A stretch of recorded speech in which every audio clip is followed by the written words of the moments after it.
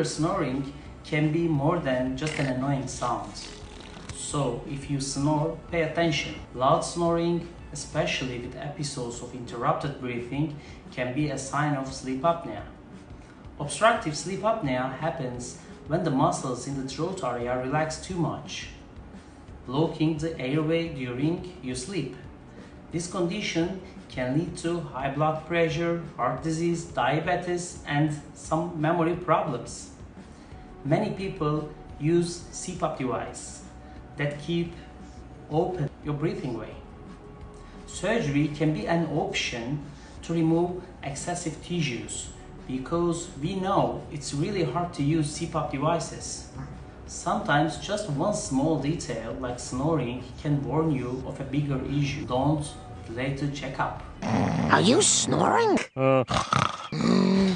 You need that surgery.